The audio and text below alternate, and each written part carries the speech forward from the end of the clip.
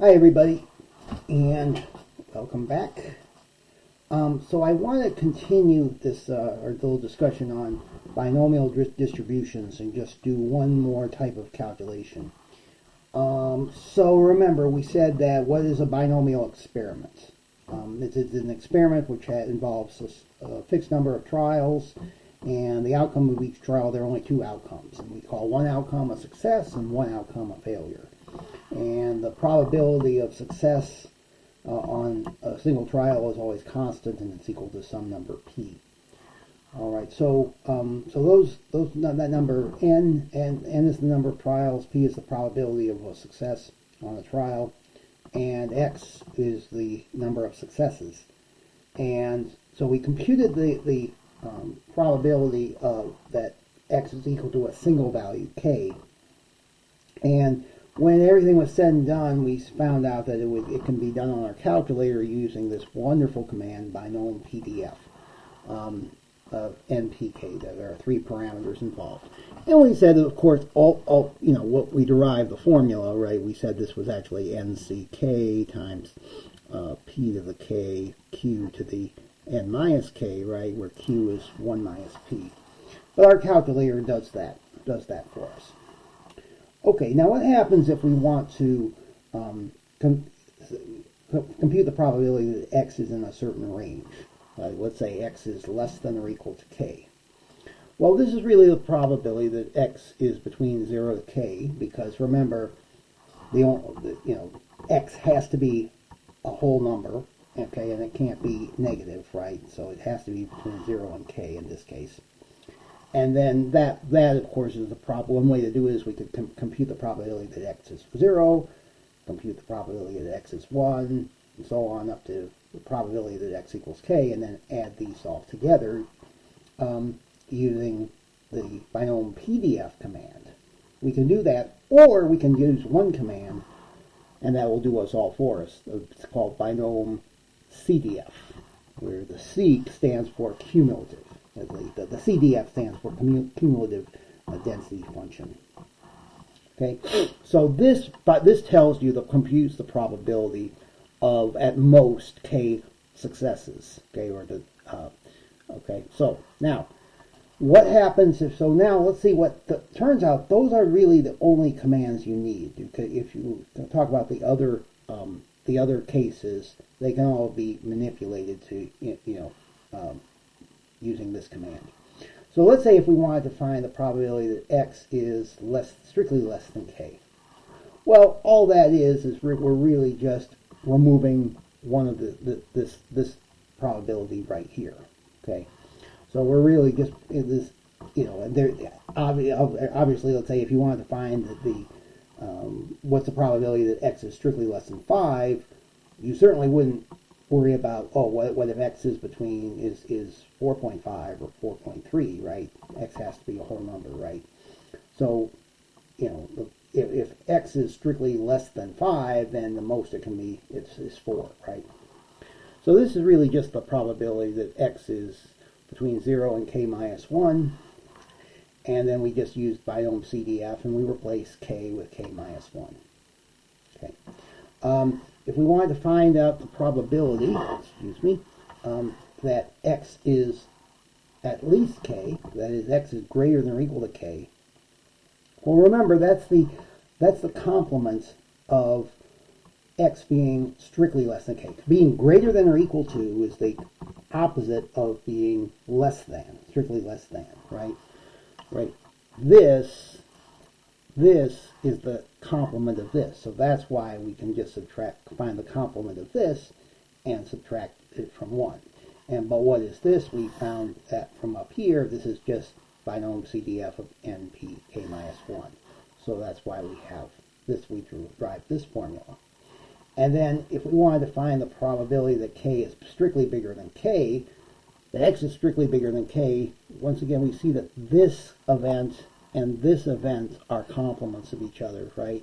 So we can just compute 1 minus binomial CDF of NPK. Okay, and we know that this is equal to this from up here. And then if we want to find the probability that x is between two numbers k and l, this is really the probability that x is less than or equal to L minus the probability that x is strictly less than k. Because we have, if we were to compute all the probabilities, we don't care about when x is strictly less than k, so we just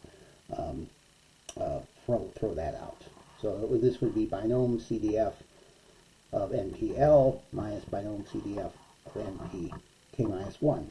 Okay, keep the sheet in front of you when you first do this, but after a while you can actually, this will come naturally to you, I hope, if you just follow the logic here.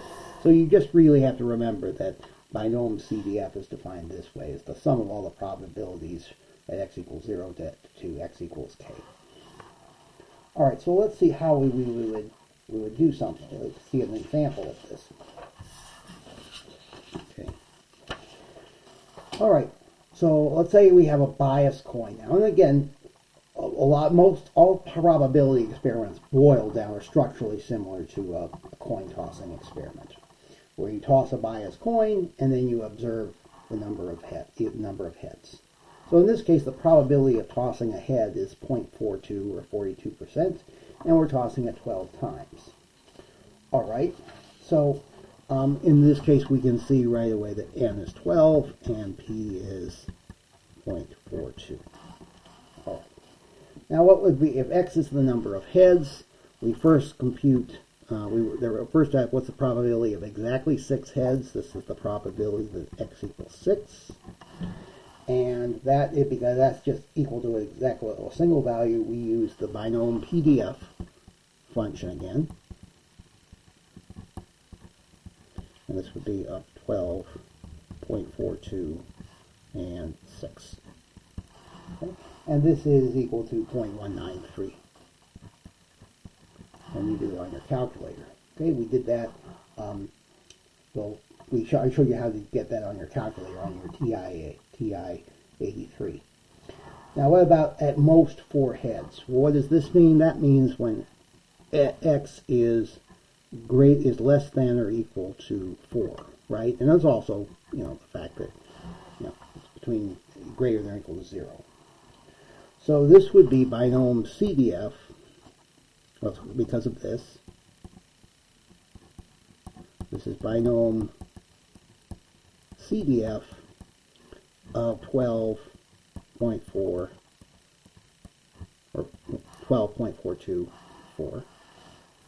Okay, now where are we going to get this binom CDF on our calculator? Okay, so we put that here. Okay, so we turn this on, and we hit the distribution button and scroll down, and you'll see the binom CDF command is exactly underneath the binom PDF command. Okay, so we select that, and then we enter 12, comma, 0.42, comma, 4 in this case. And we get 0.3825. We'll round it 3 decimal places, so that's 0.383.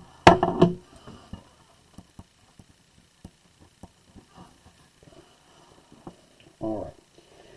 Then at least 6 heads. Okay, so that means that x is greater than or equal to 6. Greater than or equal to 6, so we should probably write it this way. Okay. All right, so this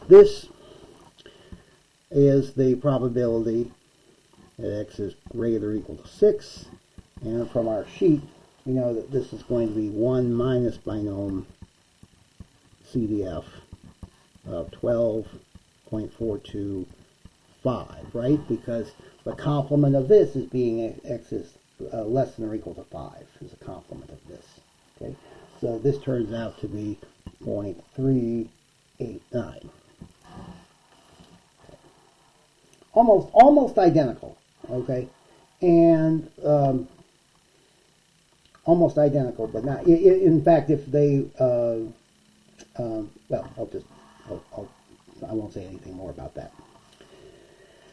Because it's not going to be, they're not necessarily supposed to be identical, because the probability is not equal to 50%. Okay, so what's the probability that if we have more than 10 heads? Well, this is when x is greater than 10. So this is the probability of, well, it's going to be 1 minus the probability that x is less than or equal to 10. So that is 1 minus binom CDF of 12.4210. Which is actually a very small number, and in this case we're going to round to 4 decimal places, only because we don't want you to say it's 0. See, where did that go?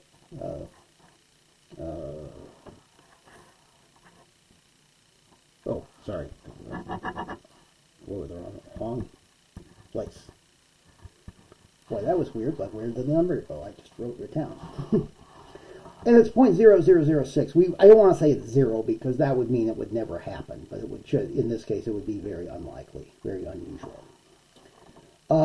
Less than seven heads. Well, this is the probability that x is strictly less than 7. Okay, so this is the same as the probability that x is less than or equal to 6, which is binom CDF of 12.426, which is 0.804 if you do the calculation. And then finally, between 4 and 7 heads, so this is when x is between 4 and 7 inclusive. Okay. So this would be binom CDF of 12.427 minus binom CDF of 12.423.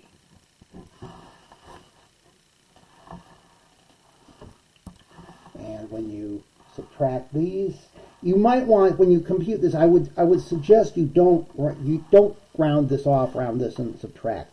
I would suggest you use as many decimal places as you want for this and for this, then subtract, then round to 3 decimal places. And when you do it, this is approximately 0.739 on your calculator.